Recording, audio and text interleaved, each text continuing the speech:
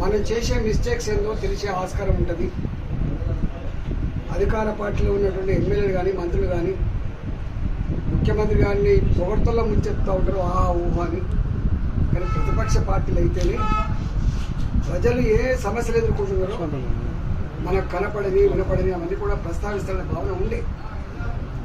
కానీ ఇక్కడ కేసీఆర్ గారు మాత్రం ప్రతిపక్ష పార్టీలు ఉన్నట్టు కానీ అప్పుడప్పుడు ఏదన్నా సమస్య వస్తే ఆల్ పార్టీ మీటింగ్ కానీ పెట్టిన సంస్కారం ఇక్కడ లేదు. చివరికి పవిత్రమైన శాసనసభలను కూడా వాళ్ళ నీచమైన రాజకీయాలకు వేదికలుగా వాడుకున్న పద్ధతి మనం చూస్తాం. ఈ గదే పరాకాష్ఠ పోయిన తర్వాత ఇలా స్థానిక సంస్థల ప్రజాప్రతినిధులని గడ్డి పూసల్లాగా తీసేస్తడానికి సజీవ సాక్ష్యం జగిత్యాల మున్సిపల్ చైర్మన్గా పనిచేసిన పావని శ్రావణి. ఇవాళ కొంతమంది సర్పంచులు, అక్కడక్కడ అనేక మంది సర్పంచులు, ఎంపీటీసీలు, ఎంపీపీలు, జెడ్పీటీసీలు, జిల్లా పరిషత్ చైర్మన్లు, మొన్న ఈ కరీంనగర్ జిల్లా పరిషత్ చైర్మన్ కూడా కంటతడి పెట్టింది. మీకు ఐడియా ఉండాలి. స్వయంగా కరీంనగర్ జిల్లా పరిషత్ చైర్మన్ కంటతడి పెట్టింది. కనీసం నాకు మర్యాద ఇస్తలేదు, నేను మహిళను, అందులో దళిత మహిళను అనేటువంటి భావన అర్థమవుతుంది. ఎస్పెషల్లీ అణగారిన వర్గాలకు సంబంధించిన దళిత వర్గాలకు సంబంధించిన వాళ్ళకి ఎక్కువ అవమానం జరుగుతున్నది మనకు కనబడతాం. ఇది అరిష్టం, ఇది మంచిది కాదు. మరి ఎందుకో ముఖ్యమంత్రి గారు కేవలం ఎమ్మెల్యేలే కేంద్ర బిందువుగా వ్యవస్థ నడుపుతుండొచ్చు కాక, కానీ ఎమ్మెల్యేలు అందరినీ కలుపుకొని తీసుకుపోయేటువంటి సంస్కారం కనుక లేకపోతే ఇవాళ శ్రావణి లాంటి వాళ్ళు కార్చిన కన్నీళ్ళు, అనుభవించిన వేదన సజీవ సాక్ష్యం.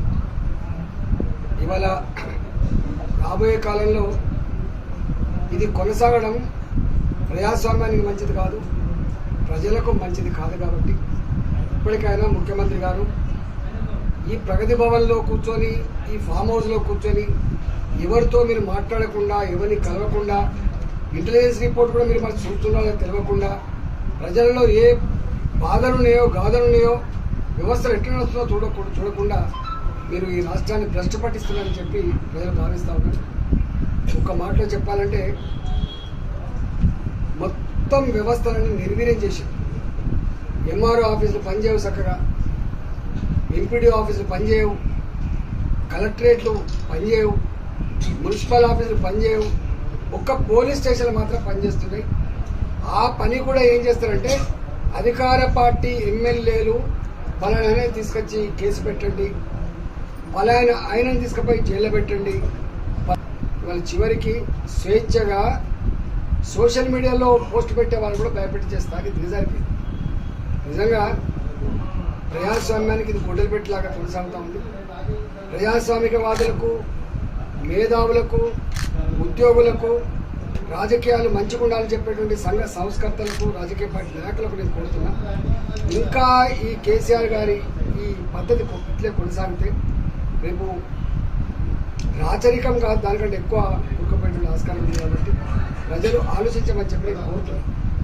వాళ్ళ సావన్ని కూడా చిన్న వయసులో పాపం డెంటల్ డాక్టర్, వాళ్ళ హస్బెండ్ కూడా ప్రవీణ్, ఆయన కూడా ఫిజియోథెరపీ డాక్టర్. వాళ్ళ మామగారు వెంకటేశ్వర గారు జగిత్యాలలో అనేక సంవత్సరాలు టీడీపీలో పనిచేసినటువంటి అనుభవం ఉన్నటువంటి నాయకుడు. ఎల్రమణ గారితో కూడా పనిచేసినట్టు చెప్తున్నాడు. వారి మాటలు చెప్పాలంటే మేము ఇన్ని సంవత్సరాలు రాజకీయాలతో సంబంధం ఉన్నది కానీ గింత బెదిరింపులకు, గింత అవమానాలకు, గింత అంటే గంజిలీగలకు తీసేసేటువంటి పద్ధతికి పరాకాష్ట జగిత్యాలని చెప్తున్నారు. మరి చదువుకున్న మరి వాళ్ళకి ఏమనిపిస్తుంది. కానీ ఏది ఏమైనప్పటికీ కూడా ఇవాళ భారతీయ జనతా పార్టీగా మేము మరి కోరిన వాళ్ళ మామగారు ఆల్రెడీ ఇంతకుముందు అనుభవం ఉంది కాబట్టి ప్రవీణ్ గారిని, వాళ్ళ హస్బెండ్ని, తర్వాత స్వామి కొని మాతో కలిసి పనిచేయమని చెప్తున్నారు సూత్రప్రాయంగా.